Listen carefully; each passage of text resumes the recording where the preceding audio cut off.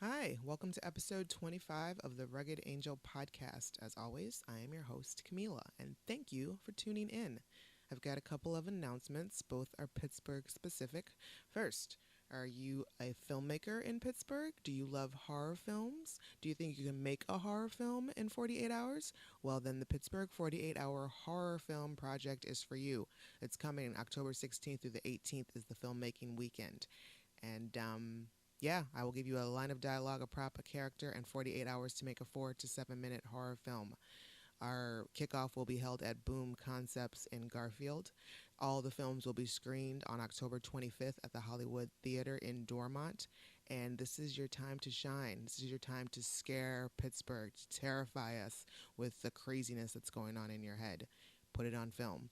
Go to 48hourfilm.com/Pittsburgh for more information, and you can also go to our Facebook page, the Pittsburgh 48-Hour Film Project. Also happening in Pittsburgh, this weekend, Wizard World Comic-Con is going down at David Lawrence Convention Center downtown, September 11th through the 13th. You can get your geek on, and all weekend, it's going to be a great time. I am going to be moderating a panel on gender roles in the Whedonverse on Saturday from 12 to 12:45. It's in room 301, so come by the room, listen to some super fans geek out about Joss Whedon, and just enjoy. And you can also win some prizes. We're going to be doing some trivia, too. We've got some cool geeky swag that I'm sure you'll love. So, yeah, so check that out. Wizard World, go to their website. They have all the information for their ticket prices and so on and so forth.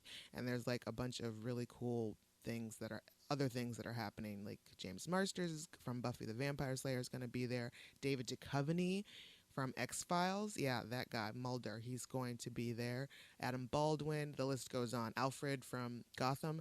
It's going to be a great time, and I hope to see you there. So speaking of geeking out, this episode is with one of my role models. This woman is producer and host of Filmmakers Corner on Wqed. It is the one, the only Minette Seate, and I have looked up to her for quite some time now, and I was just very honored to be able to sit here and talk to her for over an hour. And as you'll find out, the time went over a little bit. We were close to 2 hours, but that's cool because she's just that interesting. I learned a lot from her. We laughed a lot, and it was just like a really great time. And I look forward to hanging out with her more often. And I fangirled on her a little bit, but that's okay. I'm over it. I got past it. I addressed the situation. We moved on. So, and after a while, she started to interview me. So I guess, you just can't shake that if that's what you do. We talk about being used to not fitting in, the punk side of Pittsburgh, choosing not to go to college, and eventually finding your tribe in life. I am still just kind of gushing over her and her existence. So this is for all of you strong women out there. You may encounter many defeats, but you must not be defeated. In fact, it may be necessary to encounter the defeats so you can know who you are, what you can rise from, how you can still come out of it. Maya Angelou. So, without further ado, Minette Seate.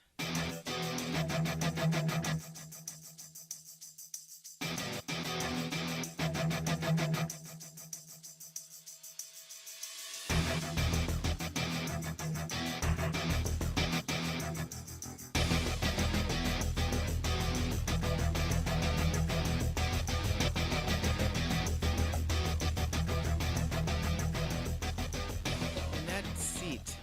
Why, yes.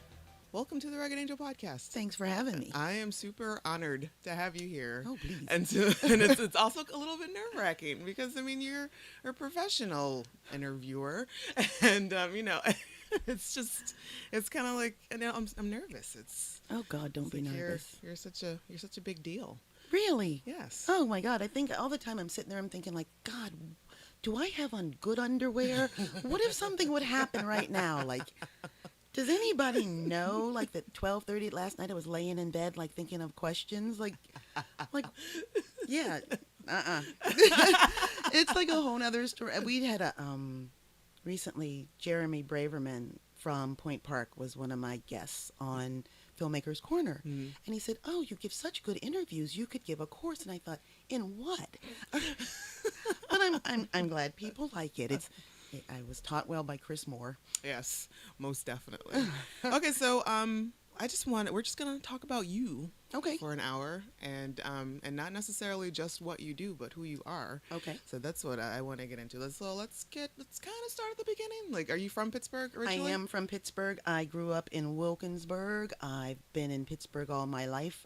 Lived here, though I've traveled a fair bit. Mm-hmm. But most of the time I've been here, yeah. Yeah.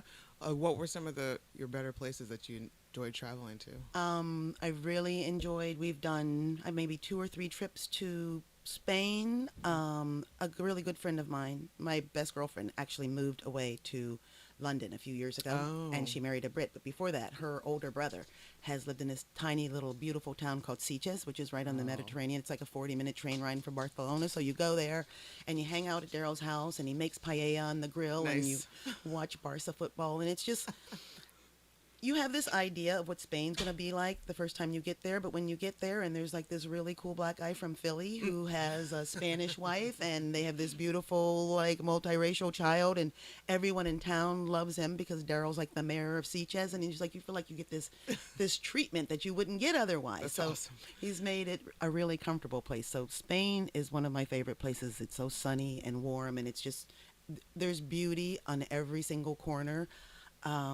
We went to Buenos Aires a couple years Oh, ago nice. for vacation, and that was really startlingly wonderful. My boyfriend Ken had a really hard time convincing me to go there. Why? I kept saying, I'm going to get kidnapped. He's like, nobody wants you. You know, I have that same like irrational fear about going overseas, and I blame things like, like, I forget exactly what movie it was, but it's like I always say, like, no matter where someone's like, oh, you're gonna go to Barcelona, Yeah. and it's like, oh, I'm gonna end up in a Turkish prison. Exactly. Okay, so you did not get kidnapped. I did not get kidnapped, and I had some of the best food I've ever eaten in my life, and they take their beef very seriously, Really? as you may have heard. Like, you go to a lot of places, and it's just one beautiful hunk of perfectly grilled meat after another, and all these breads and dips and wine with everything. Oh my gosh. You leave the house, and it's like, wine? It's like, of course.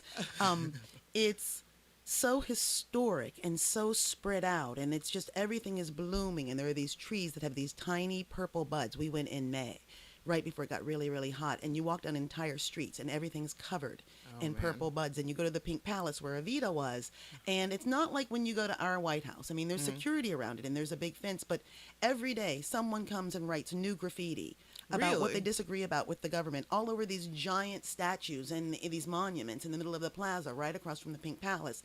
They are the most vocal political people you've ever seen in your Wow. life, and it must be very free after years and years of oppression and disappearings and things, because now if people like don't like the way the sewers work, they're in the streets and they're mobilized and they're spray painting everything. Oh my goodness. Yeah, it's such an interesting place in a million different ways. It's not like it doesn't have its problems. We saw homeless people, like immigrant people, sleeping in doorways in the big shopping section downtown. There's always a tendency in countries like that there's always a very affluent class, and then there's the artist class, and then there's the normal everyday working people.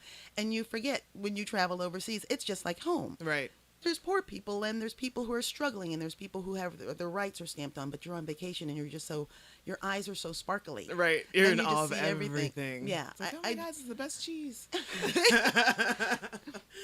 And so you have to put your hat on straight when you get there and think like, this is really cool, but you don't want to make sure that whatever you're doing isn't at somebody else's expense. Yeah, most definitely. That's another fear. Is like, you want to go there and respect the culture and respect the people that are there. Right. Because, they're not there for like 7 days. Like, this is their life. And you can't just, Exactly. like, look at them, treat them any old kind of way just because you're on vacation.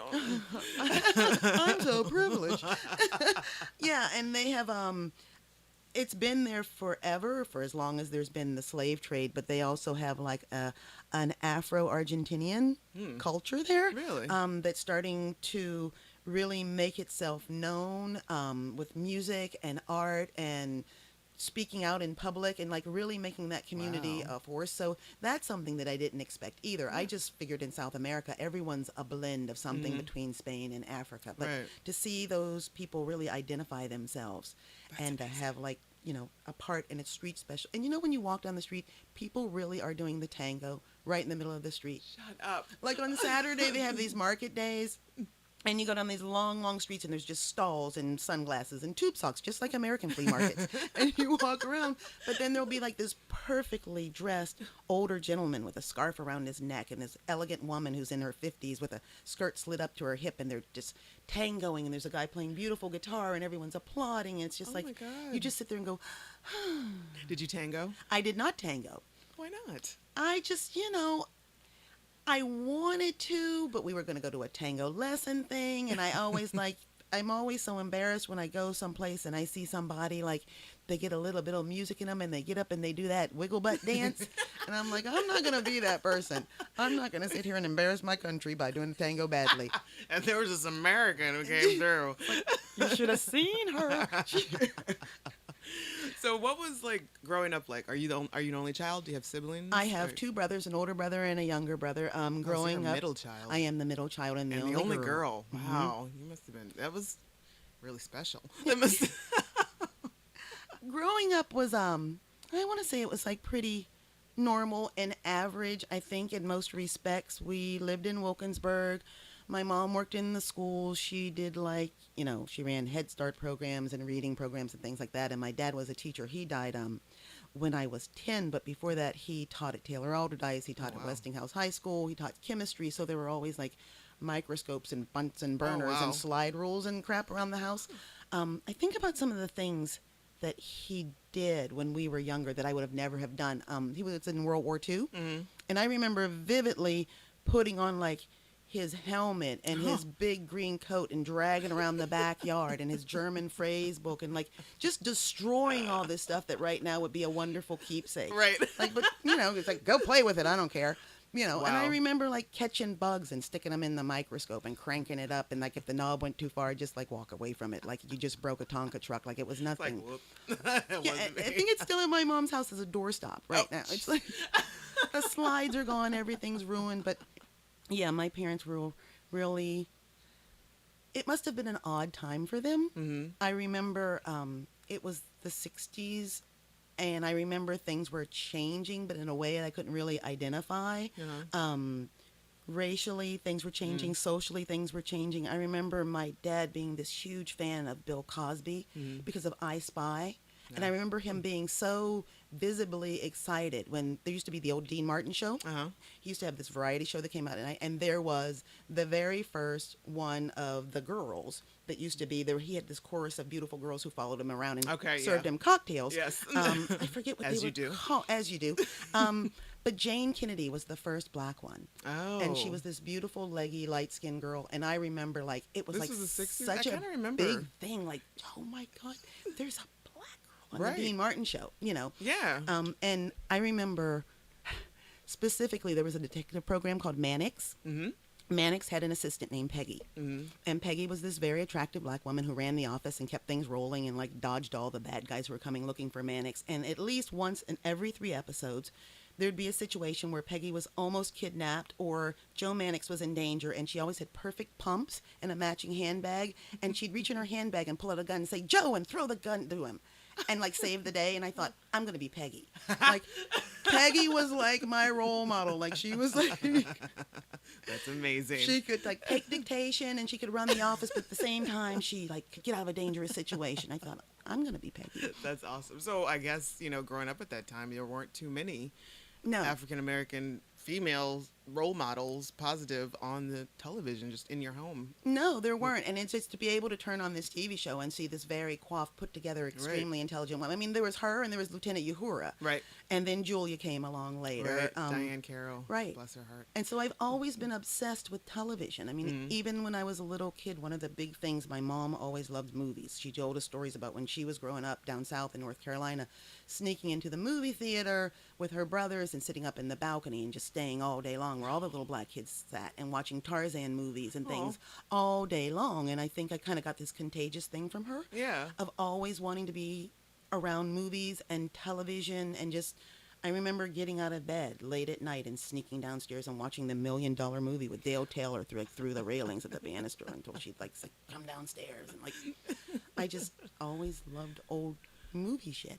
So okay, so your fascination with like movies and film is just, it was basically just kind of there. Yeah, it's as long as I can remember. I've always loved movies and television. Yeah. So what were some of your favorite ones when you were growing up? I remember loving Batman, of course. Right. We always watched Batman. That could be a conflict, though, because Combat would also be on the opposite channel, and my dad loved World War II drama, so there'd be, like, lots of crying Batman. So why can't we watch Batman? He'd be like, that's my damn TV. I paid for that TV set. And it would be Combat. Right. There's no argument there. Sorry, Dad. Nope. I remember liking H.R. Puffin stuff, but being really confused by it.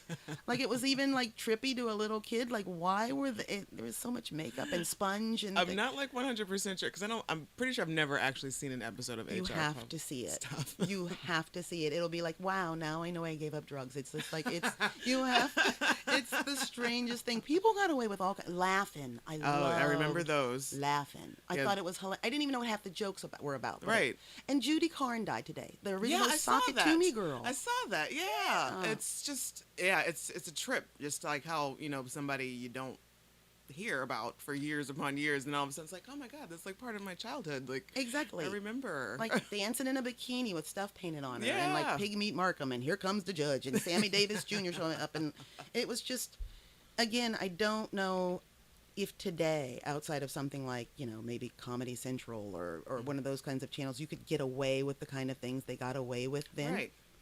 And I don't understand how that, like, why do you think that was? That they were able to get away with stuff just because TV was still kind of a new entity? I'm not really and sure. They weren't really sure. It's like, oh, maybe we should be monitoring this a little bit closely. Because, to a certain extent, society was still pretty oppressive in the 60s. And, like, especially, like, in 1968, when, like, the whole world was in tumult, to have this program on where people are telling saucy jokes and making weird political references. And, I mean, Richard Nixon even showed up one night and said, "Sock it to me."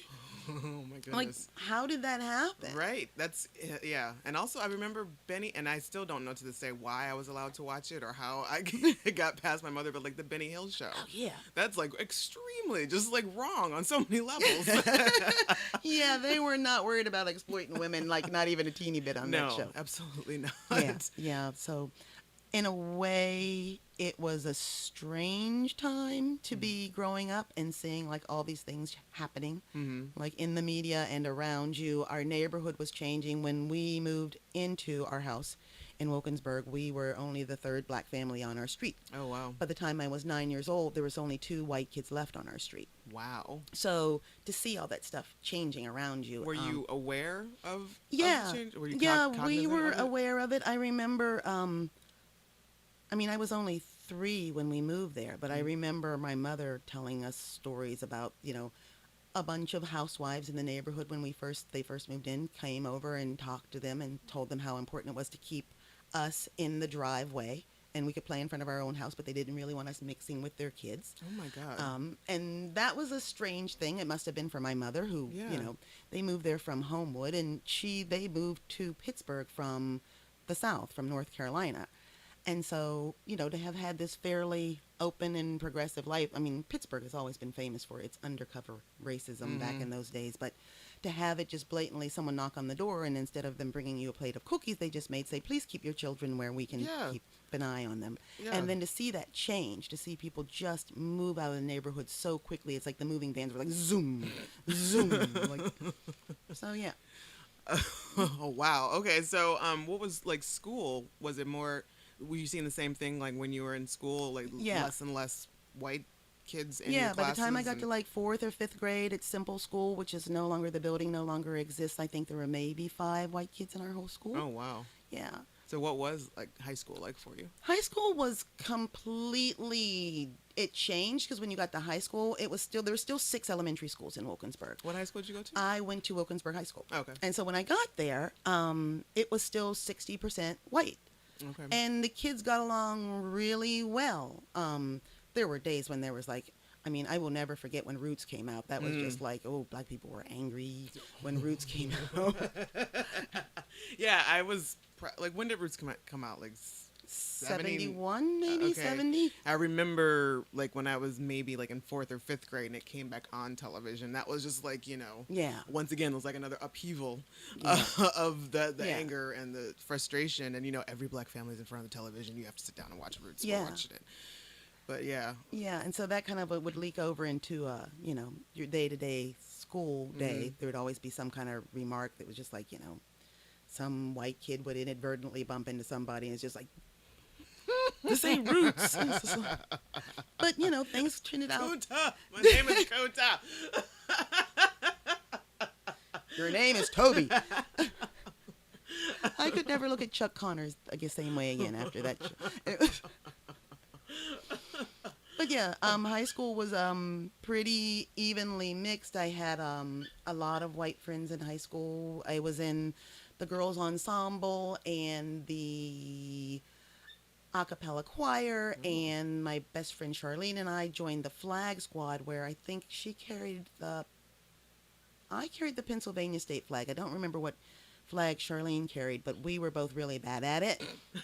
Like, after we realized you have to like stand on a football field and it's really, really hot and wear a wool uniform and a big like Q-tip hat, That we were sounds kind of terrible. like, yeah, we weren't real good at that. Awful. So I have seen, and I think there are high school photos of you, and like you're kind of like a punk, like you. That was actually in my early 20s. That was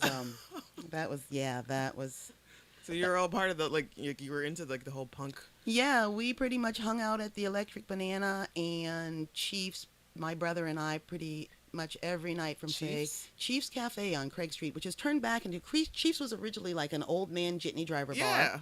And then the punks started drinking there because you can get an Iron City and an Imperial for $2 for a shot of imp and a can of iron, and your dinner would be 2 hard-boiled eggs out of this big jar and a bag of corn curls.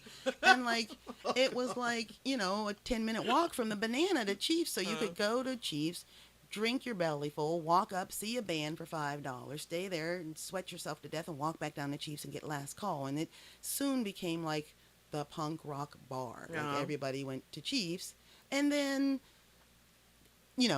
it's just like the earth reclaims its own. Right. Chiefs has returned to what it used to be, an old man jitney bar with Wow. So yeah, it was pretty much, we saw lots of bands. The Electric Banana, is that what used to be, or where like I guess it's a Porsche dealership now or something? No, actually, it was up on Bigelow, and it's Zara's Italian restaurant. Johnny Banana still okay. owns it, and it's wow. still got a lot of the old like knickknacks that were there, suits of armor and daggers and skulls with blinky eyes of kind of. If you've never eaten there, you have to go because the food is incredible. I mean, Judy makes her own sausage and giant meatballs that are the size of softballs, and it's like this wonderful old-fashioned giant place full of all this food, but you can still look around and see the remnants of, Nice. like, oh, look, there's a scimitar on the wall. Where that came from? And, like, this is where the stage used to be. We used to stage dive from here. So were you just naturally drawn towards the punk era, the punk movement, or was there anything, like, in particular that, like, do you recall, like, your first... whatever it was that struck you was like, oh, my God, this is what I just think it was, like, the loudness of it Yeah. and the freedom of it and not complete lack of like constraint, or at least it seemed to be. It was just all these people joined together in their common disdain for normalcy. Mm-hmm. It was always feeling slightly odd a little bit, like I didn't fit into other things, but then finding this thing where I felt like I fit in with all these people who just had a general mistrust of how things went. Interesting. Yeah, I don't know. I was led into it partially by my younger brother. He was friends with these guys in a band called The Five, and they were like, this reigning punk rock band, and we would go and see them, and it was just like this mashing together of all these different kids from all these different parts of Pennsylvania, really, because there were kids who would like get their parents to drive them from Harmony, PA, and like wow. they'd sleep on somebody's couch overnight. And there was a hardcore scene, and then there was the older punk scene, and then there was the kind of spin-off, kind of not really punk, kind of cross with hippies. The CMU Fine Arts kids had their own bunch of like things, and then there were like the 6 or 7 black punk kids that we all knew each other, and we were all like, it was just like this thing that we did for most of our early 20s. Was it a difficult, like, was punk lacking, like, in Pittsburgh? Was it something that was hard to come by, or was it just, like, That was the huge. Like, it's... Truly, we got in on the last gasps of it. Their first punk started, like, in the late 70s, probably 79 and 80. So by the time we got involved in it, probably like 82, 83, I'd say the scene was pretty as big as it ever was. Okay. But there were tons of bands. I mean, the old, like, punk ethos of, like bothering to learn how to play your instrument. Right. Like, 2 weeks, like, after you knew somebody, they'd be like, let's start a band. But then there were some kids who were really, really good at what they did. There was a really vibrant underage hardcore scene that was led by, like, Real Enemy. And there were, like, these kids. And it was just always this strange kind of energy going around when you'd be on the bus and you'd be going someplace and you'd see somebody whose jeans were ripped and they had on a leather jacket even though it was 84 degrees outside, and it, like, you had this instant, like, recognition, like, hey, I've seen you, yeah, how you doing, and it was like, it made you not feel so strange about the things you like. Like, if you knew every line of dialogue from Taxi Driver, if you'd seen it 3 or 4 times already, and then you saw somebody who had hand-painted Travis Bickle with, like, the mohawk on the back of their jacket, it was like, oh. They are my people. They are my people. It's like, I know you. We are one. Yeah, like, for somebody to be totally into, like, weird, crappy horror movies, like the No Lines from Blackula. Like, that's just, like, you just felt like, woo. Yeah, no, that was something when I was in high school that I mean, not necessarily punk, but just, like, feeling that outside, like an outsider, just for different things that I liked or whatnot, and not really letting my freak flag fly, essentially. Yeah. So is that, I mean, did you kind of skate around in that way? Was it more like a, oh my God, I need to find my people. Like, I am, where's my tribe? I don't remember ever consciously looking for them, but I remember when I found them, I was really glad that I did. I always kind of had that thing of, my brothers and I always, like, we were, like, the whitest black people around. Like, oh, I've been there. The way we talked, the kind of things that we liked, the shows we watched, the music that we liked was just a little bit off kilter from what the rest of the kids liked that we grew up with. Which is not to say there weren't other kids like us, because there were. And I think they were thought of as almost just as odd as we were. Yeah, I had a really good friends, Lopez and Chang, and they were way far into comic books and comic book art, and they would spend hours, like, just drawing, like, recreating, like, all the X-Men. Like, they knew Chris Claremont in the name, and, like, Steve Ditko in the name of every famous comic book illustrator and artist in the world, and they would draw these things incessantly. And luckily, they both ended up moving to Los Angeles and getting jobs working for comic book commerce as inkers and colorists and stuff. But I remember when a lot of kids were playing football or baseball, we'd be, like, sitting around, like, talking about the relative merits of Wolverine in the yellow outfit as opposed, and that just, I love it. So, yeah, I think it was, like, I was always, like, wrapped in this kind of veil of geekdom. I just didn't know it was okay till much later. Yeah, it was years upon years later when I was finally brought to my attention. Oh, this is fine. Yeah. This is totally okay. Yeah. So where did you go to college? I did not go. Really? Yes, I have never attended university. God bless you. Yes, I am the exception to the rule. That's amazing. God. Yeah. It makes me love you even more. Oh, well, thank you. No, this goes back to high school. I was in, because of my love of Peggy, I was in Future Secretaries of America. I actually have trophies at my mom's house for doing shorthand at 90 words a minute with only 2 errors. Oh, it was a thing.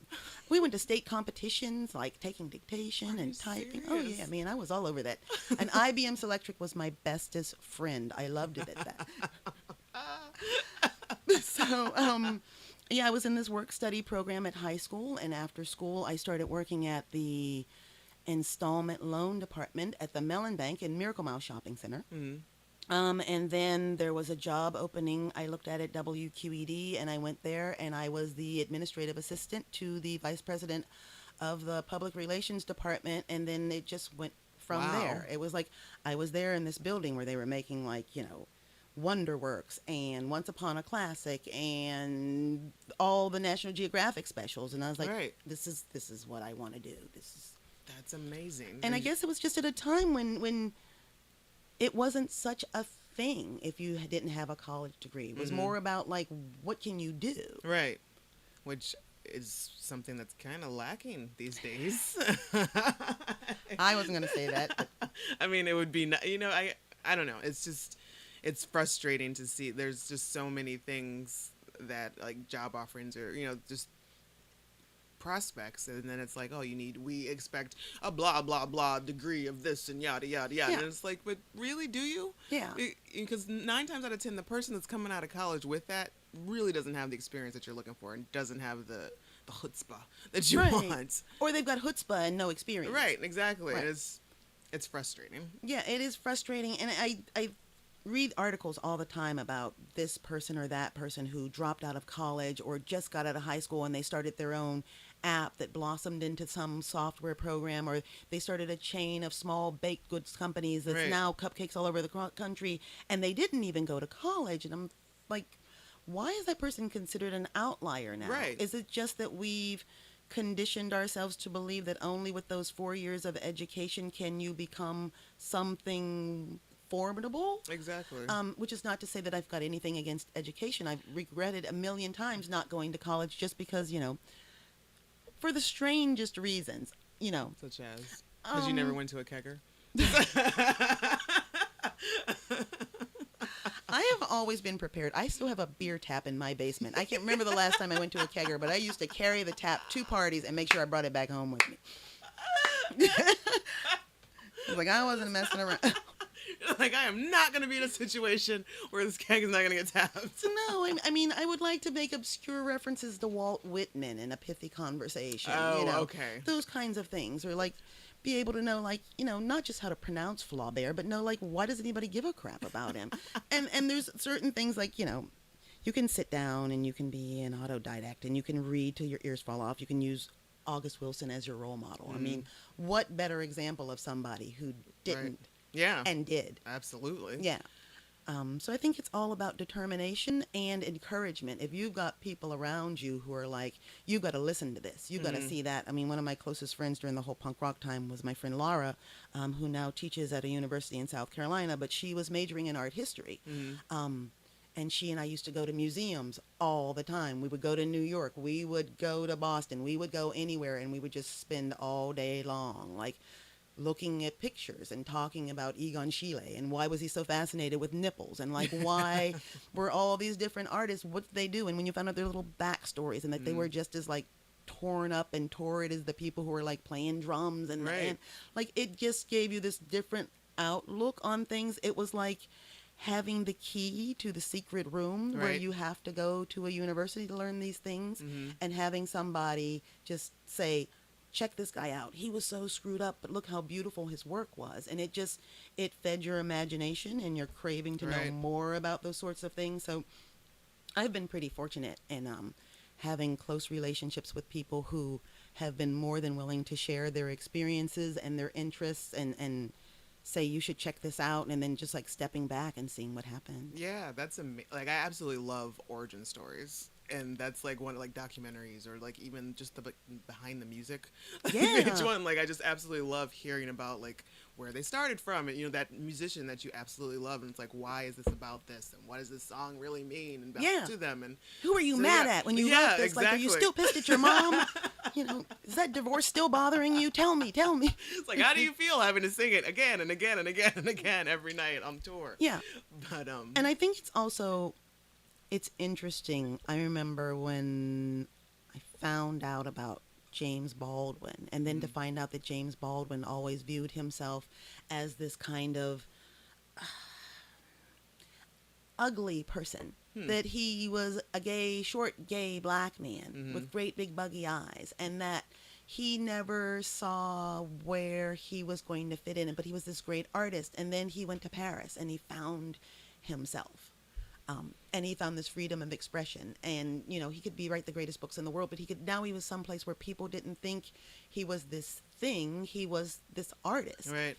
And when you find out those kinds of stories about people, that they had the same kind of self-doubts and that they often wondered about themselves and their place in the universe and what was ever going to happen to them, and it kind of just gives you this reassurance that, oh yeah, maybe I could Absolutely. It's like, Maybe you I know, could. I'm not the only one that has this self-doubt. You know, you see some of the greatest artists, musicians, writers, filmmakers, and they're all somewhere back there is this insecurity that they started off with, or, Yeah. but it's somewhere along the line they either overcame it, they had enough people around them telling them they could, allowing them to, or, and it kind of washed away at some point. Yeah. And that's it's very helpful to a lot of people. It is. And I think I've always found it very helpful. once you have that, when you have found, first of all, you find the person that you relate to or the people that you relate to. And then after you have something that you're supposed to do and you do it well, Mm-hmm. and then it's like you've got the assurance that you're not alone in your Right. thoughts and in your feelings, but then you've got the reassurance of your own self-sufficiency. Mm-hmm. Those two things just can kind of start to wrap you in a cocoon of, I can do this. Right. And it's also, I guess it's kind of part of finding your tribe. It's That's true. like- It's true. You need all of these elements stacked Mhm. on top of each other. And then, I can't say enough about a supportive family. I remember one of the things my mom used to always say to me when she was 17 years old, she wanted to join the WACs, the Women's Army Corps, Oh, okay. but my grandmother would not sign the papers. Hmm. For her to do this. I mean, she was a young black woman in North Carolina, and Yeah, World War like, II oh, was no. going on, and Like, she's like, heavens, "This is no, they're not. No, Mm-mm. Absolutely. You're gonna stay here and kill these chickens and Right. make dinner." Did she grow up on a farm? She didn't grow up on a farm, but in those days, everybody had like chickens Livestock in their of some yard. sort. Yeah, Okay. it was just like there wasn't any giant eagle. Like you just, Okay. especially for black people, it's like, Okay. Yeah. All right. So your mother wasn't allowed to join. she WACs. wasn't allowed to join the WACs. And then when I was growing up, she used to say to me, do every single thing you want to do before you get married and have kids. Do as many things as you possibly can. Don't ever let anybody stop you, because once you stop, it's hard to get started again. Right. Just do it all. If anybody asks you to do anything that's not dangerous and doesn't Right. involve you taking your clothes off, go ahead and do it. And I'm like, oh, okay. Were you more of a? I don't know why I get this vibe. Were you more of a tomboy growing up? No, I was a complete girl. I Were was you? like a real, when I say complete girl, I did not have anything frilly. I Mm-hmm. wasn't like I'm going to play with dolls. I never experimented with makeup. I wasn't that kind of girl. I was kind of like the bookworm girl. Mm. Okay. I remember like sitting on my porch when I was like 12 years old reading Wuthering Heights, like while everybody else was playing kickball. Yeah. Like I remember I saw Frankenstein so many times I had to go to the library and get the real Mary Shelley version of it. Like I had no interest in sports, no athletic ability whatsoever. I had to run 242 laps before I could graduate from high school because that's how much I dodged gym class. I hated It's true. I wish I could have dodged gym class. And it's just like those girls were bigger than me. Their hands were like catcher's mitts. They would throw that dodgeball across. It's just like, I can't do this. It's like, why are we doing this sadistic sport? Exactly. This Why isn't is this a big sport. thing? I remember like I weighed like 93 pounds. Like I didn't have a chance. No, So it's- you absolutely didn't. You were target. It's like, let me stretch my brain. No, That won't be my defense mechanism. Yeah, I never went forth on I was never athletic. Like I Yeah. think I thought about it a couple times. It was like, oh, maybe I should. Nah. Like, Did you like sports? Did you? not really. Like the only thing I really got into was skateboarding, and that wasn't until college, and that was still only to like a certain extent because it's like I'm not trying to up my face, so it was I like my teeth. exactly. But yeah, no, I was not, and because I was so tall, like I've been this tall for like most of my, since 12 or 13 or something, and so everyone always assume, oh, you play basketball, oh, you play volleyball. I was like, absolutely not. I'm not dodging anything. Yeah. I'm not diving for any balls. I'm not. I won't do it. But much like you, like I would spend a lot of my summers, like my mom's sister and I, we would go down to the library with like a red flyer wagon, the radio flyer wagon, drag it empty, fill it up with books, and bring it home. And I would just sit and devour books like in my the whole summer long, and it was great. Like I absolutely loved it. Yep, Just getting lost in the stories. Totally relate. And then movies came along. Like when we started getting cable and stuff, it was just like, What is this wonderful box? what is this? like the first time we had it, like one of the first times I recall, whenever it was like a summer when maybe Romancing the Stone. It was like when Showtime would play like 4 movies basically Yeah. or something. Yeah, It'd yeah, be like yeah. the same 4, like Romancing Stone, Red Sonja, maybe Red Dawn, and probably like Cloak and Dagger or something Oh. like that. And it was like I've seen those movies so many times just because they were on constant rotation. Yeah, I remember that. I remember before it was HBO. This is how old I am. It was called Hollywood Home Theater. And they came and they put this box on top of your television. And I remember Rollerball. I saw an inordinate, the James Caan Rollerball. Like, saw 9 million times. I think Kramer versus Kramer might have been one of them. But they were just like you said, there were 4 movies and they were in endless rotation. Right. And for some reason, we would watch them over and over Right. again. It's like you know exactly what's going to happen, but it came into your house. Right, I am watching a movie in my home. This is amazing. People are swearing. That woman is naked. Like you could watch. Do you have an absolute favorite movie? My absolute favorite movie is The Wizard of Oz. Really? Yeah, it always has been. Is it just any particular reason? It's so vivid. The colors are just so, they just jump right out at you. I remember being really frightened of it. I remember Yeah. crying when the flying monkeys would come out. I remember like being heartbroken about the scarecrow and like what if he never had a heart, but he always had a heart. He was her bestest friend. When the house would spin up and it got caught in the twister when she sang somewhere, there was not one thing about that movie That you just didn't I love. just did not love. And it used to come on holidays. Yeah. And like we'd all like sit in front of the TV set It and was like watch. Thanksgiving. They used to Yeah. come on? Yeah. Or maybe Christmas. But yeah, I recall that Yeah. happening. It being like an event all the time. Yeah. So when did you move up to a producer for Horizons? It was kind of a jagged path after I'd been in the public relations department as an administrative assistant for a few years. I just wanted to do more. I wanted to like produce stuff. I wanted to see what that whole production world was like. And it was really hard to change streams. A friend of mine, Skip, he and his boss were leaving their agency, advertising agency downtown, and they were going to start their own shop. And he called me up one day and he's like, you hate your job. Come and work for me and I'll teach you how to make like radio commercials and TV commercials. And it was called Entendre in FM. And I went there and it was like basically I started being an office clerk, but then I was writing copy eventually for TCI Cable and Value King grocery stores, and their like logo, their whole guy was like this animated, like I'm the king, the Value King, and he was like this kind of Elvis guy, and it would be like this week only pork chops $1.99 a pound, and it'd be like I'd have to come up with a clever line like where it's like let me be your teddy bear, come on down to Value King, like. So there was that, and there was Kogos, and there were some really neat, weird old guys who ran like audio houses around town. And I remember going in one time to do a radio session. It was for Kogos. And the guy who was running the audio house, like I came in and I was like maybe all of 26 years old. And I think he was like looking around like, when's the producer going to show up? When's the producer going to show up? And I'm like, it's me. I'm doing the session today. And he's like, does Skip know you're here? And I'm like, yeah.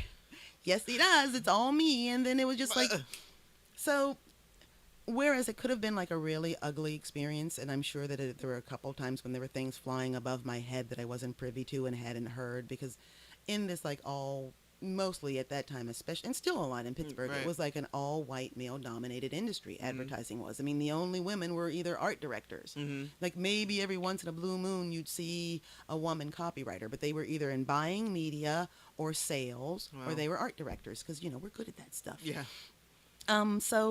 But they were always really, really helpful. I mean, these guys were like, I think I must have been like a novelty to a lot of them. And but for the most part, everybody was very nice and very supportive, and I did that for several years. I went from that to freelancing to a couple of other agency things, creative video. They did documentaries and videos for people. They were up on North Craig Street and then one day, again, another fateful phone call. The woman who was the head of local programming at Wqed said that they were doing a collaboration with Fox. It was a kids show called The Fox Cub House, and did I want to come back and work on the Fox Cub House? Oh. And it was like, Rosie, why are people so mean? And these little puppets would be like, sometimes people don't feel well, and we have to find out why our friends don't feel good. Maybe they're not mean, maybe they're just unhappy, like that kind of thing. So it was really a gentle approach, and that opened up all kinds of things. That we one of the shows, it was like one of those shows that it was like an hour-long program, but it had 3 different smaller shows within it. Mm-hmm. And one of those programs was called Johnson and Friends. Okay. It was a Canadian show about a little boy who, when he'd go to sleep, all the toys in his room would come to life at night. And there was Victoria the dinosaur. And the producer decided that he wanted me to be the voice of Victoria the dinosaur. Seriously? And I'd have to be like, in my little old lady voice, you come down from there. You kids are going to hurt yourselves. Like, that would be like, and I'd flew up to Toronto a couple times to do sessions where I'd have to, like, you know, do the... That's amazing. So, yeah. That's amazing. I love it. How long did you do that? Well, unfortunately, the show only lasted like a couple seasons, and that was the end of my voiceover career as Victoria the dinosaur. Like the beginning and the end. And cut. So do you find it difficult being a female in television and film, or? Not so much. Mm-hmm.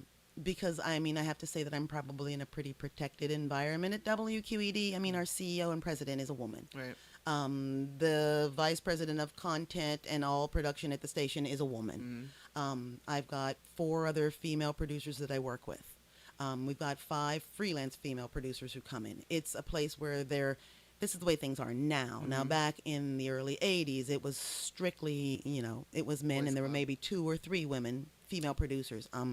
One of them, another person who was always been really supportive of me and pushed me a lot, is a woman named Shirley Saudemarco. She now teaches media arts at Carnegie Mellon's ETC. Oh, nice. And I love Shirley because she was just there. She was surrounded by men, and at that time we had a really strong engineering union. There had to be 34 male engineers there, and there was 1 female engineer. But Shirley could just, like, with smiles and a very firm voice, could kind of command the situation and get stuff done. Awesome. And she was like, it was just like, I can do that. Mm-hmm. And she's like, of course you can do this. Mm-hmm. So, yeah. Awesome. That's just another example. One more great role model you happen to Yeah. have along the way, and just somebody willing Yeah. to help you out and able to Yeah. kind of show you the ropes. Yeah. So it's been, again, I know that there are situations, again, that I'm probably not privy to, because I will give these people this much credit. Maybe it's credit, I don't know. I've always felt that if someone there that you worked with, especially in the past, didn't like the fact that you were a female or that you were doing something, they would at least wait for you to leave the room. Yes. But in the last, I'm going to say, like, I started producing Horizons in 1994. Oh. And it was the longest running minority affairs program on television in the country during its 41 years Wow. on the air. And there was nothing, there used to be a million shows like it. There was Black Impact, there was Black Vibrations, everybody had their one. There was one in Boston, and we beat them on the air by 2 weeks in 1968 called Say Brother. And that was basically it. And I cannot give enough credit for who I am and the person that I became professionally for Chris Moore. Chris Moore was the host of Black Horizons, but he was also an incredible force in Pittsburgh's African American community. Right. Like, there would be nobody that Chris would turn down. He would help people do things. He would speak at different engagements. He'd come to your church and he'd give speeches. He'd be out on Black History Month and every other month. He was a huge advocate for veterans too, because he's also a Vietnam vet. Wow. He had Black Horizons on QED. He still has a radio show on KDKA AM, and he has Fred Hansberger's old show on PCNC. He's the hardest working man in show business, but he's always been very true to what it means to be a Black man who stands up for his community. Right. And with all the kindness that can come with that. He's always been this great I've never been able to figure out how he can be so patient and so kind and so giving of himself at the same time. Like sometimes I say, just say no, Chris. You can just say no. You don't have to. He's like, no, I told them I'd do it, and he'll do it. I mean, it's just like the most obscure little gathering. They're having their annual come on out and be fellowship day, and would you please be our MC? And he'll be like, I'll be there at 6 a.m. Wow. And he's done that for years, for years. So, everything I really, truly know about putting a show together and booking guests and finding an interesting conversation and somebody who doesn't have a lot to say or is maybe too shy to actually say it out loud. Somebody who thinks they want to be on television, but once they get there, they like freeze solid of not relying on pre-prepared questions, but allowing the conversation that you have with somebody take you to where you want to go and get what they want to say. All those sorts of things I learned from Chris. Years and years of working with him and watching him and just figuring out how TV worked. It's just, he's been your professor. He is. He was my professor. He was like, he gave me my cap and my gown, and he's just like, he's the shit. That's amazing. Yeah. Well, thank you, Chris, for helping Minette so much and giving her to us, because she is an asset and she is helping to carry on this torch. Thank you very much. This legacy of just kind of giving back to like the film community in general here in Pittsburgh, as well as a lot of helping to find any young Black filmmakers, young Black female filmmakers. Yeah. That's why I was so excited when I saw in Jamie. I was just like, wow, where'd you come from? Right. Exactly. I literally was just like, holy cow. Like I had to reach out and talk to her because I wanted to know what she was doing. Right. And she's doing amazing. Like I absolutely am. I'm super excited to see where she goes off to, like where she blossoms into, like what more can we expect from this little girl this young woman to accomplish. And it's I barely know her, but it's this feeling of a sense of pride that I have in what she's doing. And it's just kind of like you're so removed. I'm so removed from her. I know her through you and through Ime. I mean I know of her work, but then I didn't even meet her to the night of the movie night. Oh really? Yeah, but I just felt like. And there's another woman, her name is Nikki Young, and she was one of the first. She was actually the first African-American female filmmaker I had on Filmmakers Corner. Really? And she made this really sweet movie called The Whistle Lesson, and it's about this little girl who goes to stay with her grandparents, and her grandfather meets her outside and he teaches her how to whistle. Yeah. And she's kind of lonely because her older sister's like a teenager and doesn't really have anything to do with her anymore. And you find out at the end of the movie that her grandfather's actually died. Oh. But she sits there and she has these great conversations with her granddad. And it's like this really sweet, touching, well-made, beautifully shot film. And it's only like about an hour long. And like when I first met her, I was just like, yes, you can be on Filmmakers Corner. Yes, you can. I mean, like, most definitely, please. Yeah. And do you have any cousins who have any work? We need more of you, please. Yeah. But I feel really fortunate to have that show and to be able to talk to people and work with people who make films. It's just, to me, it's a huge amount of work. Mm-hmm. I don't know how you do it when you don't get paid for it. It's hard. It's hard. Are you talking about me specifically? No. Like, was that a real question? How do you do it? Like, how do you make yourself be so committed to your vision that even though it's going to take up every weekend and at least 3 nights a week for the next several months, and that the reward will be the work itself. That's a difficult thing. I think, and this kind of brings me to where I wanted to go with you. I want to be able to leave something behind. And, and if it comes to that, if it's to the point where it's like, I'm not destined to have children, like we end up not having children, I would like there to be something, to tell my story, to just leave something behind. And I also feel like it's always just kind of been a part of me for so long, just producing and creating in general, since like since I was wee, like I would, like mom would always have art supplies around the house. She would always have like musical instruments around the house, and you know she would allow me to take photos with her camera, like since I was like 3 years old. So there was always something going on in our house, and my sister and I would like run around and like recreate Annie and like sing, you know, like just singing around the house and stuff. And you know I've been in like singing and dancing groups and like acting troupes and things like that, and we as a family we produced talent contests and for years, and so it's just always been a part of my life. And it's to the point now where I feel like if I'm not doing something, like as much as I love downtime and like doing nothing, I feel guilty. Like if I'm just sitting at home like for a day and I've done nothing productive, Yeah. not to say that I'm gonna stop, but I do start to feel a little some kind of way, like I haven't done anything. So yeah, so that's where it is. And I wanted to like ask you, like, what is the legacy that you would like to leave behind? I know this sounds really old fashioned, but I want people to feel like I did good work. Mm-hmm. Like I didn't skimp, that I didn't take shortcuts, and I did good work.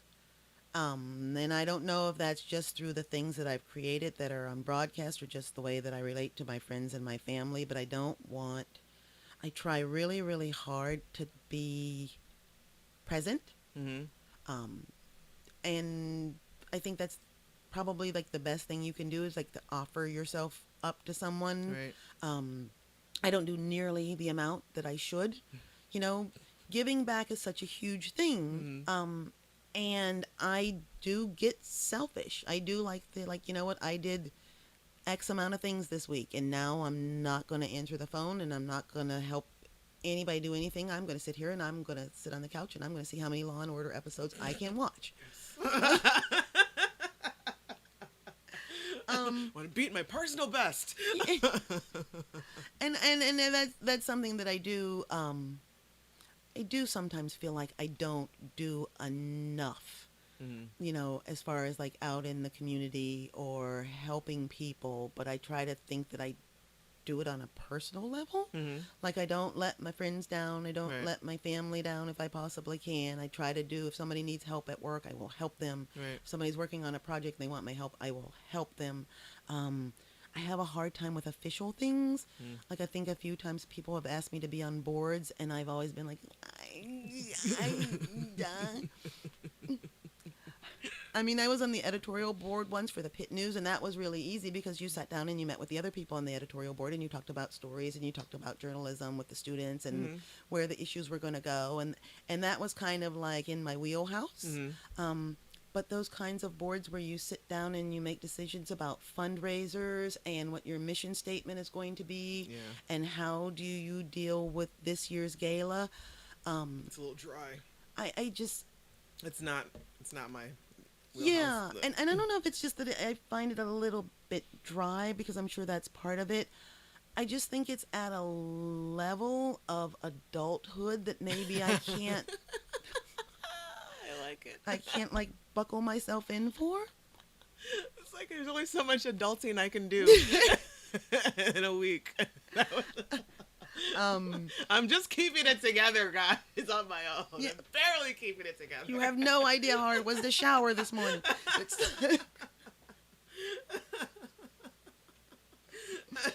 But I mean, I have been you know, honored by a few people who've asked me to do things. I remember a couple years ago I was tapped to be one of the judges on the Carol Brown like emerging artist and established artists, like that, voting for that, and the Sprout Fund was giving out Right. small grants for filmmakers locally, and I was Oy. a judge for you for the 48-hour Yes. film project.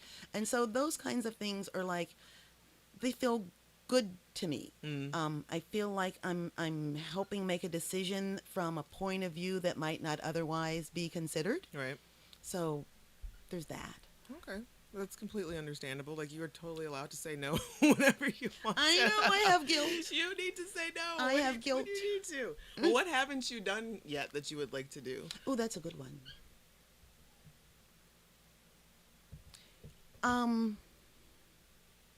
I have a friend, Disha Filya, and Disha is a really, really good writer, and she's written a book on co-parenting, and she's one of those people who is so in touch with her creative source, Mm-hmm. and she writes constantly, and she has a blog, and she has an online presence, and she helps with all kinds of co-parenting issues from, if you've got two different adults and they've got children from previous relationships and they make a blended family, Mm-hmm. like dealing with those kinds of issues, dealing with issues of like black motherhood and civil rights and all those sorts of things. And she's like this constant source of information. And there's a new literary magazine that's being kicked off, and it's actually, I can't remember the name right now, but it's the address of Aunt Esther's house on Bedford Avenue, the fictional address from the August Wilson plays. 1839. 1839. I'm in talks with them. Like, yes, I know. I just, like, they, I went to the meeting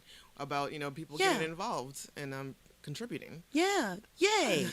Yay. I'm glad. So I sent, like, my query into Disha. Yeah. And so, yay. Yeah. That's a trip. So that's something that we've talked about, and it's something that I'd like to eventually do, but I would love to have time to sit down and just write stories. I don't have any like great burning tale to tell, but I've had 9 million weird experiences, and I know so many stories from my family and from people that I've been around, stories that are just too strange, like in a John Waters kind of way. Really? Like, yeah, like, I don't know. There's like this wealth of stories that I want to tell. I want to be probably, I would say I would like to be the black female David Sedaris. Nice. I would read that. Yeah. I would devour that book. And to someday have the time to actually do that. But then again, there we go, right back to the same thing again. Do you sit around and wait to find the time, or do you just do it? Do you just commit yourself to your vision and say, like, you know what, I've already seen this one where Benson rescues Olivia. I'm going to go upstairs and I'm going to, like, commit this story. Yeah, it becomes like a definite push. Yeah. I mean, I think it's so admirable that you do this podcast thing. You've got this studio set up in your house and you invite people in and you, like, get insights on their lives and stuff. And it's just like, the wiring alone would make me have to sit down and have a big glass of whiskey. It's like, what? I don't know. I'm tired. Where's like, God. Where's my surge protector? I don't know. Well, I guess I just can't do anything. Yeah, looking for that feeble excuse. It's like, well, it's just forget it. The dog took my paper. I can't go on like this. I can't work under these conditions. Just storm off. So no, I think I love that Disha does what she does, and that you do what you do, that you take this passionate feelings that you have towards, like, creating and making and, like, actually put it into, like, some real actual thing that people can listen to and touch and be in touch with and have an exchange of ideas with. That's Thank you. that to me is real good. Well, you're doing it. You're doing it as well. Yeah. I mean, you're out there. And you're also, you're helping to get insights on filmmakers unknown who otherwise may not get that sort of recognition. Yeah. And I've always, since, like, for years, I've kind of looked up to you, Minette. Oh, Like, since thanks, I've been here in Pittsburgh. Oh, That's really sweet. Just, so it's a little fan gush, a little fangirling real quick, so it's no big deal. No, that makes me feel really good, because I look around and I think, like, sometimes I'm like, oh my God, there's so many more women doing this now. Yeah. Like, And it's amazing. it's amazing, and it's great, and it's startling, and it's so good. There was a time when I would go someplace and there would be me and 3 other people who did what I did, and they would just be like, hi. I'm like, hi, we're here again. And now it's just like, meeting new ones, like, popping up. Yeah. Like, ever so often, and it's amazing. there's nothing more satisfying than becoming old hat. Yeah. It's like, it's like, okay, you guys do this now. Right. Do it. Do it better. Exactly. Do it with tools that I don't even have the slightest idea nor the inclination to learn how to use. Like, Sometimes it's just too late to learn anything else. yeah, I'm going to pull out the old lady clothes on that one. Like, but no, there's all this stuff I want to learn. Like, that's one of the things that I also, and I say this knowing that at any moment, the world can turn on the head of a pin. One of the things about having a really demanding full-time job is that there's so much stuff out there that you want to learn. that just is just overwhelming. I'm a member of the Pittsburgh Black Media Federation, and we had a meeting recently. It was like the first one and I'd been to like for months and months and months, and they did this whole little session on all this stuff that you can get for your phone, which you probably know all about. Like, there's a macro lens, and there's a wide angle lens, and a fisheye lens, and you just stick it on your phone. Right. Like, you can film like army men and make them look like real, like live, like a battle situation. Like, you can like get a little microphone for $100 that allows you to record like WAV files on your phone. Yeah. I was like, where do I buy it? How does it work? Like, they're like, Minette, the meeting's going to be over soon. I'm like, but. It's just. Oh, do I have it in here? Oh, do you have one? Well, I have, not the lens. I have like a little phone. I have like an iRig phone, or a microphone. And it just pops right in there to the top. And there's like a little app that goes along with it called the iRig. And you can like edit on your phone too and record it. And it's great. Like it's so really great. And I have to get over the idea. This is my crippling disease of technology. I'm still that person that thinks that if you push the wrong button, things will go away and never come back. Sometimes I think that too. It's like we were talking about the cloud before. Yes. It's like, are you sure it's okay to put this app on my phone? No, I've been there. Are they too. going to know It's my just like- social security number? It's Yeah. Well, speaking of that side of paranoia, like, this is kind of off topic, like just random, but you know, the ancestry, like the DNA testing to figure out like your heritage or where I've been thinking about, like seriously thinking about doing that, just because I really don't have, you know, that much of an idea as most African Americans don't have. But I've just like got this paranoia inside me that I'm going to be framed for some sort of crime because the government's going to have my DNA on file.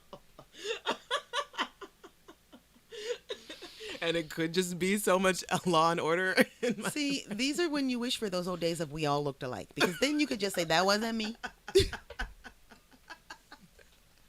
Right. So that's what's holding me back for that. No, do it. You have to do it. Because I've always been curious myself, and my sister-in-law got my brother that for a Christmas present a couple years ago. She like sent in the DNA sample and had this ancestry thing and found out that our descendants were from West Africa, and then somehow we got mixed up with Scotch-Irish, which is where our name came from, and so it was really interesting to find out where we came from through this birthday present. And it is, I have to tell you, it is just general enough and broad enough that they couldn't really pin you down to anything. Okay, great. Yeah, because it's kind of like West Africa, which is that's a chunk of real estate, West Africa. Yes. So it's like, it could be anywhere. We don't know. Hey, let me ask you something. This is again off topic. Okay.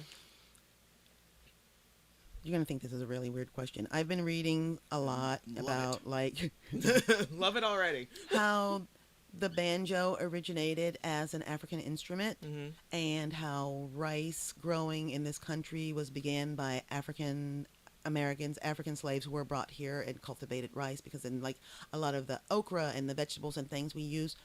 How hard must it have been for those poor people trapped on those ships to smuggle seeds, to actually like think I'm going to need this where I'm going? Yeah. How did they even do that? Like the ingenuity of that, the will to, like, when I think about like the last thing that I would probably want to do if I survived a journey like that, would be to like think about, well, you know, I'm going to like try to tap into my culture and make a drum or a stringed instrument and just. That is really interesting. I've never thought about that, because like that's not something that would be in my. No. That's not what I would be thinking if I were to be snatched away from. I mean, the fortitude of our ancestors is beyond imagining sometimes. Because I don't know, I was reading or something about rice growing in South Carolina and the cultivation of Carolina rice, and I thought like, what the hell? You know? Yeah, absolutely. That's a really great. I'm gonna have to start looking up some stuff on that just to see. I mean, yeah.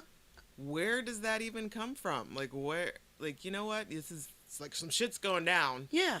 We better snatch up like these little bits of like. Exactly. I will never see my family and my home again, but Right. I'm gonna take this little bit of home with me. Right. Wow. Ugh. Sorry. That's just something that's been in my head lately. I'm like, how do you do that? And I mean, I guess it extends to, Well, I guess the time. Yeah. Of what it is. 2015. It's really hard to. It's really difficult to say that that's what you would think about, is like trying to hold on to a bit of your culture or what your land and what you know of. As like 2015, you think if you're getting abducted, you're trying to hold on to a phone or some sort of weapon. Right. So back then, it's like that's all there really was, because at that point, there's no way you're being snatched off somewhere. There's no way you are going to ever see your family, more than likely. Yeah. Like there's no communication whatsoever. There's nothing. There's absolutely nothing. So like you literally hope that you can live right to get through this. So you don't know what is to come, and so you're like, I better take some sort of crop. Yeah, and I guess on the other hand, it might be the most natural, instinctual thing of all to have one thing to hold on to keep your sanity. Right. Just to hold that thing close to you and know that you can take it with you wherever you're going, and it'll remind you of where you came from. Right. Yeah, I'm just amazed at what human beings are capable of sometimes. Absolutely. Wow. All right, so. All right, Debbie Downer. Well, what is your form of self-care? Like, how do you take care of Minette? I have been, for many, many, many, many years, I was a power walker. Really? Like a mall walker? I was outdoors. I was on the streets. I was pounding the pavement. No, I walked. I mean, seriously, I used to do like hardcore, like 5 miles a day, 4 days a week. Did you have the leg weights? No, that was just too weird. It was. I mean, I had them, but then I'd go outside and I'm like, I have big black terry cloth things around my ankles. I think I'm going to take these off. Look like I've escaped from something. Yeah, exactly. Like, right. It's going to be beep, beep, beep, beep, beep, beep. I did that, and then again, like my work hours just got longer and longer and harder, and I needed to change up like when my exercise routine was. So for the past couple of years, Ken, my boyfriend, and I have been doing that Sean T insanity thing and the T25 thing. I don't understand why anybody would do anything on purpose that's have the title insanity.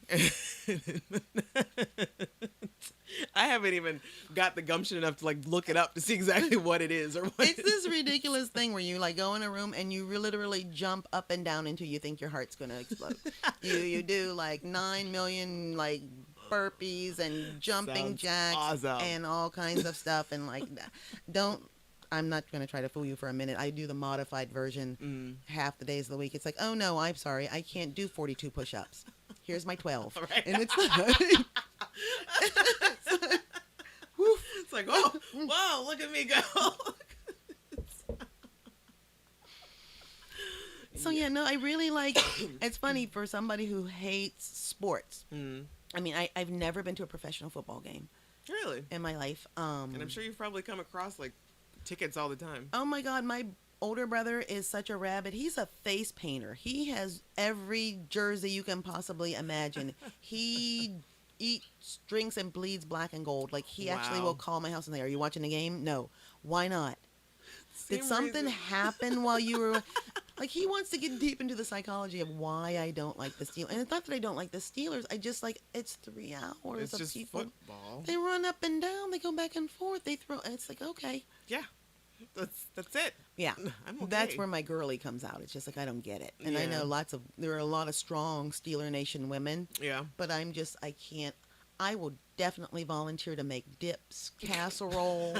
I will bring you the best 5-layer dip you've ever had in your life. I will sit in the kitchen and eat it. Right. I will come to your house and enjoy your hospitality and vicariously love that you're loving this game, but I just can't. It's Sunday afternoon, there's always something that needs to be cleaned. Mm-hmm. You know what? Yeah. I'm pretty sure while you're watching that game, there's some ironing that you didn't do. Exactly. So, yeah. I'll do that. I can totally get, I appreciate everybody's enthusiasm about it, like how people get behind. I just don't have that in me. Like, it's never been that way. Mm-mm. Like, I may have gone to one football game in high school, and I'm pretty sure that's probably the only, I know I've never been to a professional one. So it's just like, I've just never seen it for that. And the people at work, like in my department, they all love baseball. Yeah. So they are all about Pirates. And there was one time, this is like the team building exercise, like kind of thing. Like, oh, we're all going to go to the Pirates game. And I went to one. And I left like before it was like we were like right in the sun, and I'm like, I just, and like this past season, I get a text message like, we're all going to Pirates. If we, free tickets, do you want them? Like, no thanks, I'm good. Thanks anyway. Now, if I do have a sport, I would have to say it's baseball, and it's specifically Pirates baseball. Mm-hmm. I mean, I'm not one of those people who can quote stats. Mm-hmm. Like, I don't know why anyone bunts. Like, what is the purpose of the bunt? I haven't figured that out, and I know there's some strategic reason for it. Like, I've got these memories of when I was younger, like being at home, and Bob Prince used to be the announcer for the Pirates, and my father would always be watching Pirate games, and I remember being outside playing and hearing the baseball game through the screen door. Right. And I've always really connected to that memory, and so I have this nostalgic fondness for the Pirates. Yeah. And the more they win, the more everybody loves them, and I'm like, we used to go and nobody used to go to the game. And truthfully, I just giving away tickets. they were giving away. I always loved to go and eat. Yeah. Like, kettle corn, hot dogs, wings. I don't get nachos because they're too messy. But my love for baseball is inextricably linked to my love for ballpark food. Yeah. Yeah. Like, if they stopped serving, I'd stop going. Like, I was like, It makes perfect sense to me. yeah. It's like, I love you, buccos. Yeah. All right. Well, we're going to take a little break, and then we're going to come back with your top 5. Okay. You are listening to the Rugged Angel podcast, where our goal is to highlight women with a story to tell who live out loud or are challenging themselves on the regular. The Rugged Angel podcast is part of the Rugged Angel Productions Network. Please check out our pop culture podcast, Down to Watch, and our podcast dedicated to the Shonda Rhimes hit TV show Scandal, the Scandalized podcast. All can be found at ruggedangel.com or under Rugged Angel Productions on SoundCloud and iTunes. Now let's finish this show.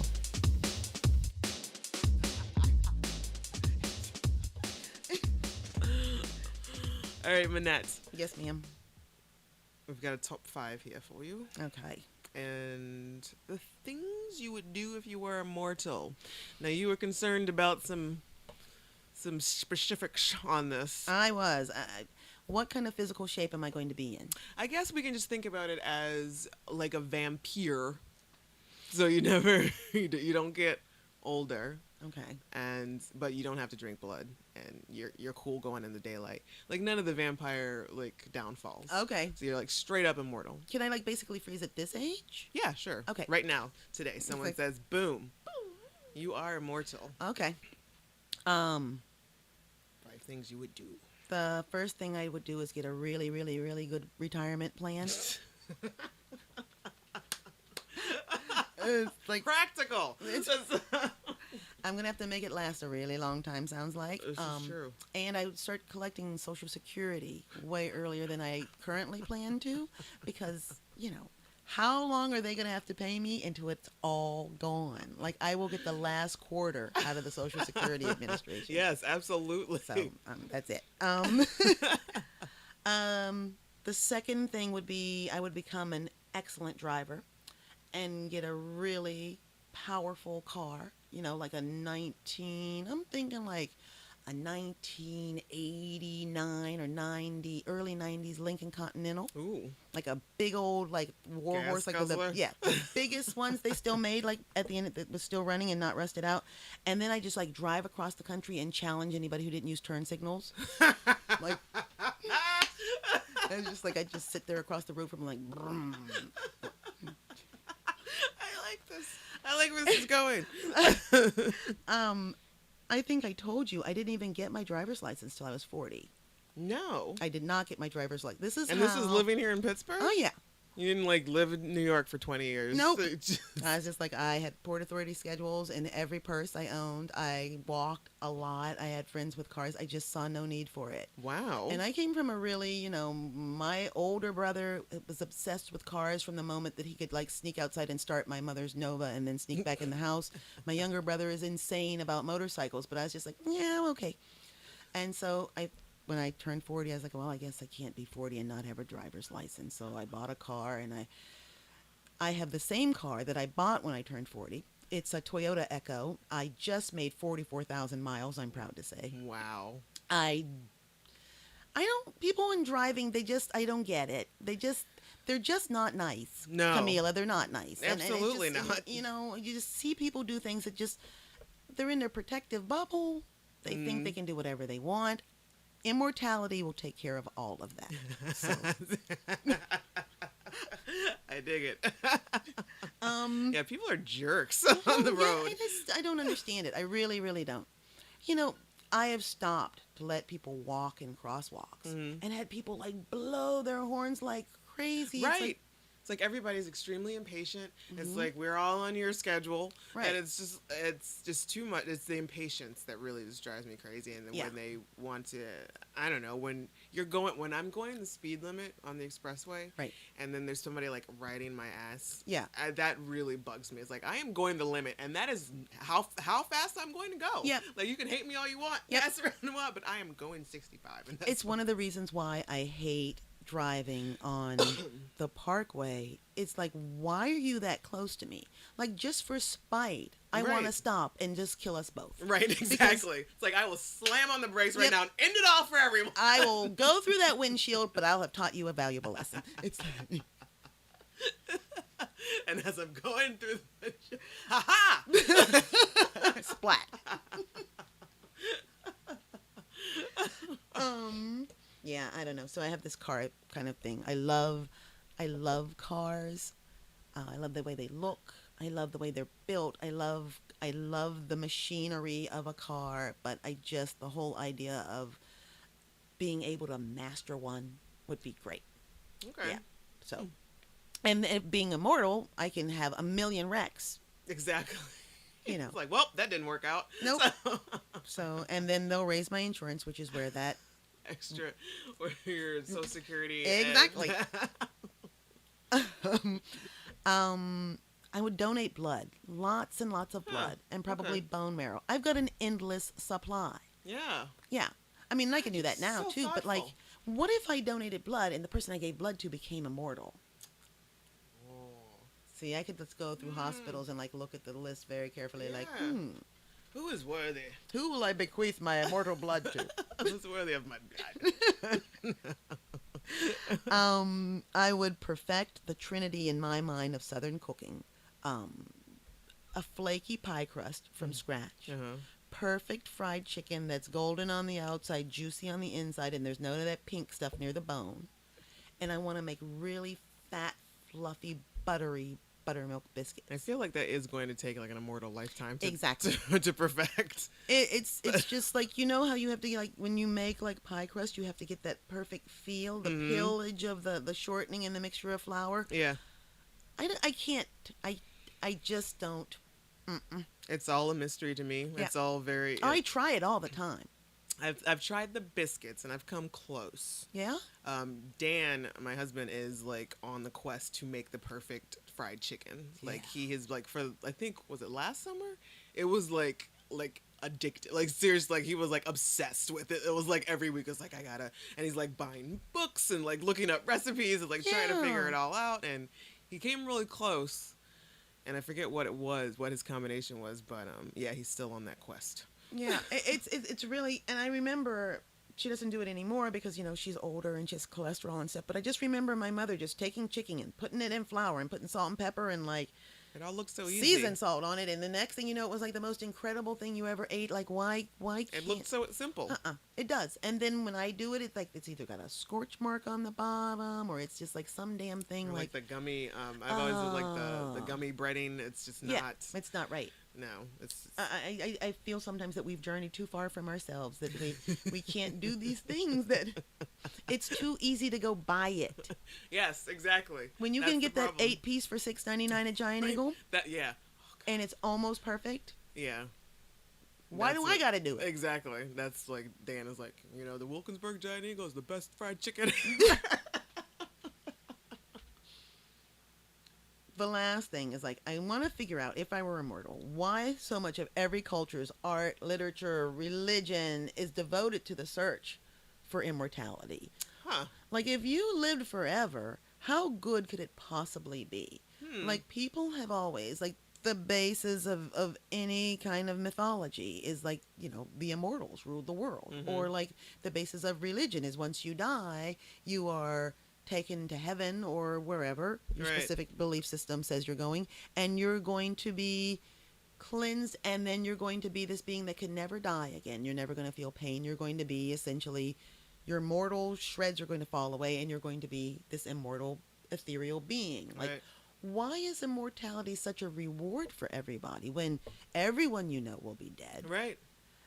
The world will have changed so many times, you won't know your ass from a hole in the ground. It's just going to be, everything's going to be so constant. You'll get to see every form of goodness, but at the same time, every despicable behavior. Yeah. I don't know. I think sometimes immortality is overrated. Yeah, no, I totally get it, because there's just having seen just 2 full decades in my lifetime, it's difficult to, like, there's things and ways that I would like to hold on to, or like that I do not. It's like, why do we have to do it this way anymore? Or like, as simple as like the idea of a DVR is, or on demand. Like, I get it, I understand it, Yeah. I know what it's about, but like, or like we were saying with the cloud, like, I like holding an actual DVD in my hand. Exactly. I'm not going to spend $20 on a file. Yeah. So Exactly. there's just certain ways, there's certain things that I would like to keep, that I've grown accustomed to, Yeah. and I just like it that way. And so I couldn't imagine like seeing so many decades just turn over and over. And then sure, it's like, everything, there's nothing new under the sun, Right. as my mother likes to say. And you would see after whatever, like 50 years or so, everything Yeah. would Like, start. oh, that again. Yeah, exactly. Yeah. Yeah. We went to Macy's on Saturday. We spent like 5 hours in there.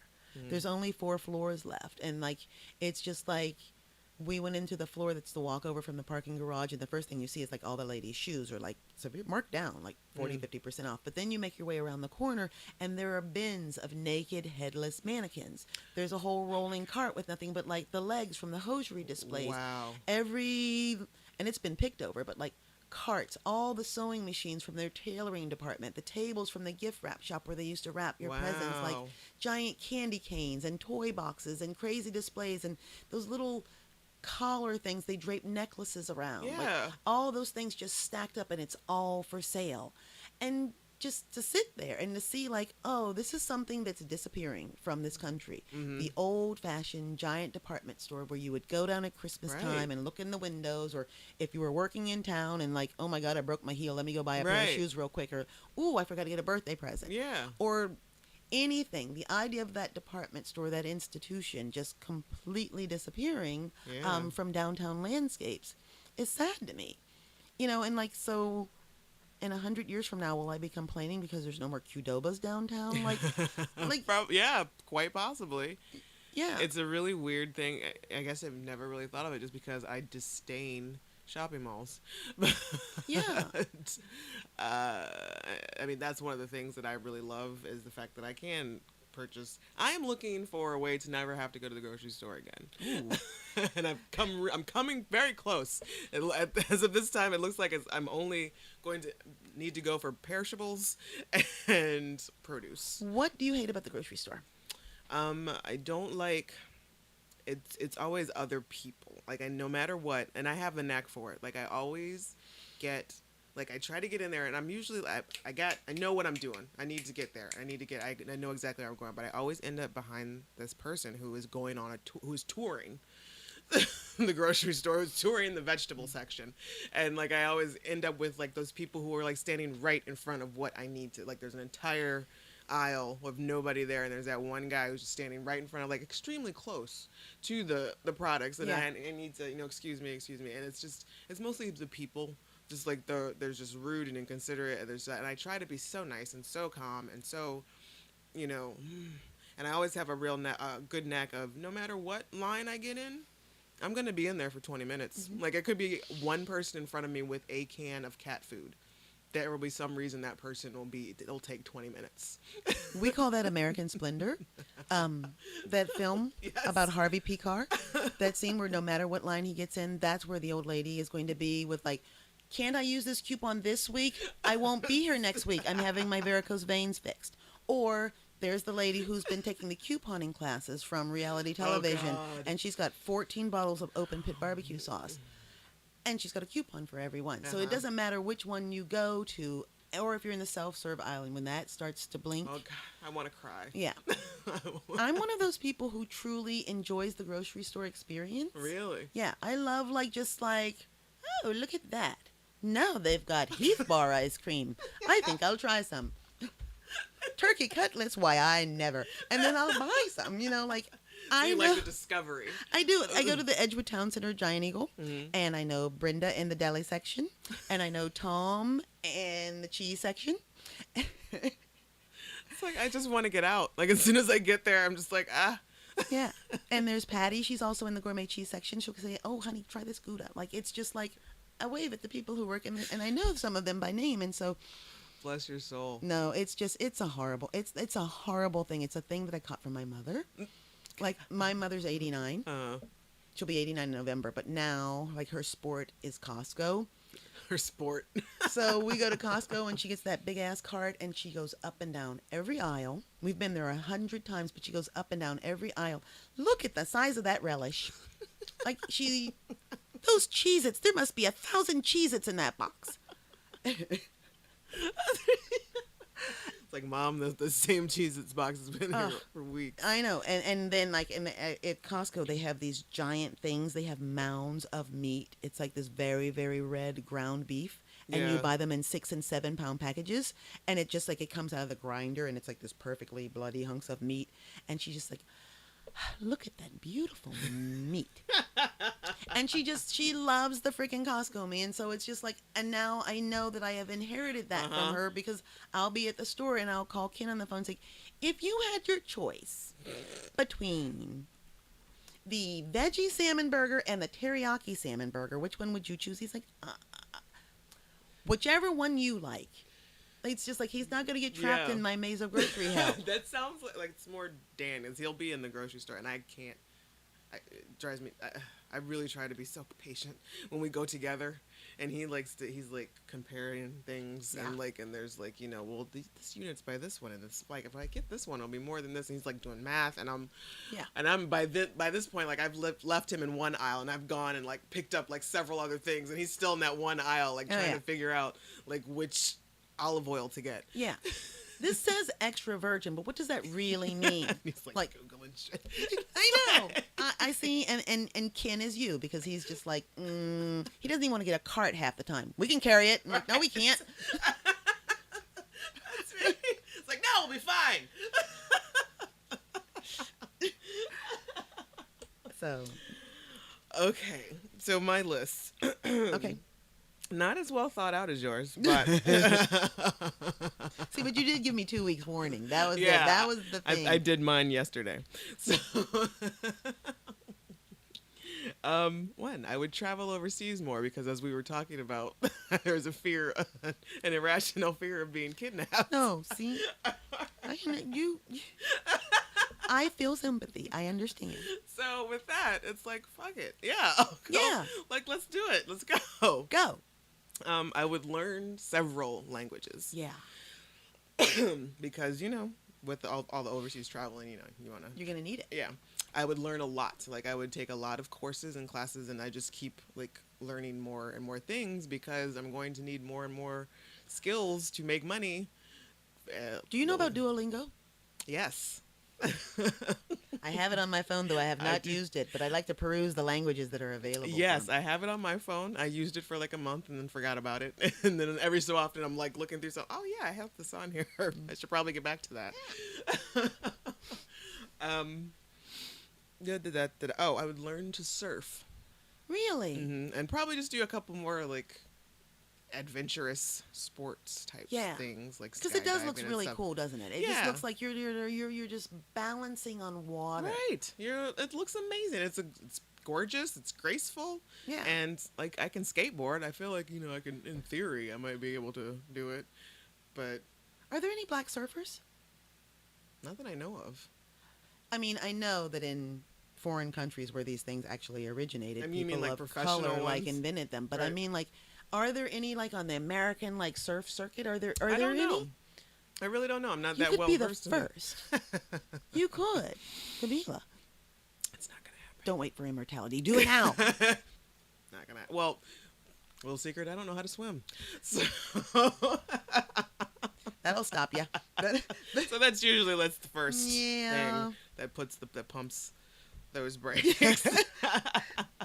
And finally, I would be a lot more outgoing, because you need to make friends with all your friends dying off around you. Oh, So you're gonna yeah. Good have point. to learn to talk to people much better, and to just like make new friends. So be much more outgoing. You are right. That's true. How would you navigate the whole staying relevant part of it? Like not being like, back in 2014, when Donald Trump said he wanted to be president, like how that would be hard.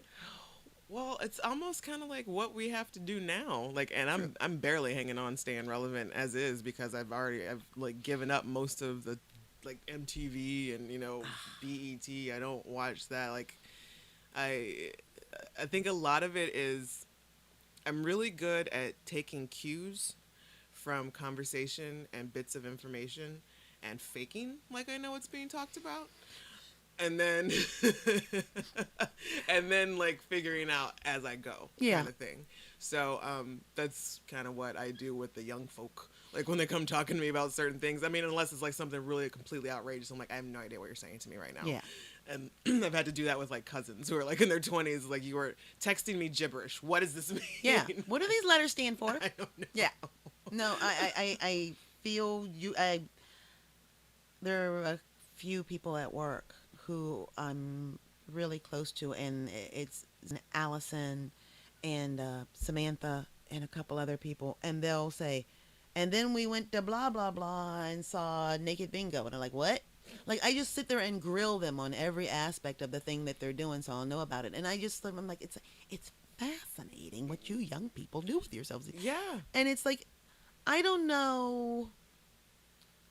There's a weird thing where you feel like, is there anything worse than an aging hipster?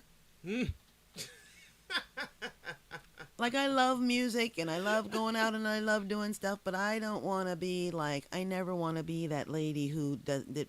It's time to put on a bra. Like, I don't want to be that lady. Right, exactly. Yeah. No, and I don't think I'm definitely not in danger of that, because it takes a lot to get me out of my house. Yeah. Especially in the winters. Yeah. So I've already bypassed the going out to bars or clubs. Yeah. Like, I haven't stepped foot in a club in years. Yeah. Though I love a good bar. Yeah, like a nice dive bar. Yeah. Or something like a good jukebox. Yeah. That's what I'm down. That's Yeah. what I'm here for. Yeah. Or like I've been seeing these things going on like around the Facebook, around Facebook. That's okay. I say it all the time. Oh, I was on the Facebook yesterday. They're starting to do these things called like home by 10 parties. And I'm like, yes, finally. Really? Yes, that is right up my alley. That is my zhuzh. Do you start early and you're home by 10? Yeah, dude. Wow. That's what I'm talking about. Wow. That's the kind of parties I can get down with. Man. Now, okay, so there's one more aspect of this. Okay. I'm going to ask you a random question Oh, out of 4,000 questions for getting to know anyone and everyone. all right. And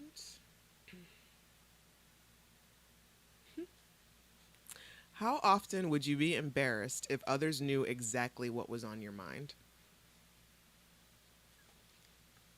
10 to 15 times a day. Really? Really. 10 to 15 times a day. Is it just because you've got some like weird, just random thing floating around in your brain, or you've got naughty thoughts in your head? It's a combo platter. It's like some of all of those things. Like I will be like looking at somebody and think like, oh my God, I wonder what they look like naked. Like I will actually just think that about Just random people. And it doesn't have to be somebody who's necessarily attractive. It's just Right. like, I wonder what all of that looks like without clothes on. Or I have a tendency when I think I'm alone to talk to myself. You know? Yeah, I've been there. Yeah. Where I've thought I was alone, like in my office. Like there's like Mm-hmm. 4 offices in my suite, and like or it's times like I'm pretty sure I've spoken out loud, or I'm thinking in my brain, or I don't know. I talk to myself and I speak out loud, but I don't really know until somebody pops up on me.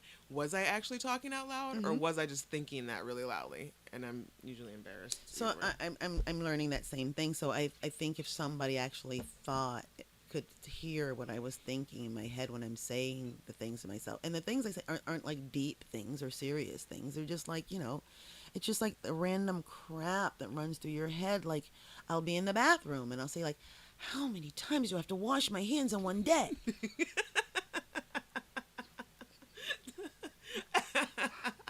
They're getting all ashy and chapped. Like it's shit like that. That just sometimes I really do think like, thank God people can't hear what's happening in there. No, it's usually funny because it's funny to see me in my brain to get from point A to point like Z, like what will lead me to this, and I thought of this, and I thought of this, and then I thought of that, and then Yeah. that's why I asked you about Mexican clowns. So it'll be like, where did that come Right. from? And it's like there is nothing linear in this thought process. You couldn't have found a more convoluted way to Right. I started off with Tic Tacs, ended up with Mexican clowns. I don't know. get yeah, and it just things you're glad you don't say out loud. Like, where does toenail fungus come from? Like, where does it come from? How can you have something that is so serious that you have to take a prescription drug that can give you liver damage? And it's just on your toenails? Why? What are you doing with your feet? Where are you Exactly. walking barefoot? Where'd you go? Where did you go? Because at this point, for the most part, you should have 2 layers over your feet the Yeah. majority of the day. So what are you doing with your life? You need to reevaluate some situations. Or you'll have random old boyfriend thoughts like, oh my God, what was I thinking? Yeah. What was on my mind? Yeah. And like you'll replay like an episode from that. So yeah, definitely at least a dozen times a day I would be in a bad way if people could see what I was thinking about. Well, all right. Well, Minette, that brings us to the end of our almost 2 hours. Jesus. I'm sorry I've kept you I'm so sorry. long. Wow, but that was really fun. I had a great time. I did too. And I'm so happy that we found the time for you to come and hang out and chat. I'm And very glad we did this. Thank you very much. If you ask me back, I'll bring a bottle of whiskey. And then so I'm opening calendars now to find out when is the next time I get Minette. Maybe next time I can have you on when we can discuss a movie. Oh, that would be good. Yes. We could watch a movie together. Yes. That would be I good. like it. Yeah. All right. That's the plan. So where can folks, do you tweet? Can folks find you? Or I have a Twitter Do you account. work the Facebook? I do work the Facebook. I'm very dexterous with the Facebook. Where can we find, when is Filmmakers Corner on? When- Filmmakers Corner starts its new season on October 24th. We're moving to 9 o'clock on Saturday nights. Okay. People can look me up on Facebook. I have a Twitter account, which I'm very shabby with, so don't hold that against me. Hit me on a Facebook. All right. That's the way to go. Or you can always contact me at mseat@wqed.org if you've got a question about a show or how to submit a film to the show, or just basically where did we put all that stuff from Mr. Rogers' Neighborhood? Like any of those things. You Anything. can email me Just an about open them. book. Nothing personal. I'm not going to respond if you send me anything personal. An open professional book. There you go. Excellent. And as always, you can find me on Twitter at @the_Rugged Angel, and you can check out Rugged Angel Productions on Facebook. And please subscribe, rate, and review on iTunes. SoundCloud. You can find me there too. So until next time.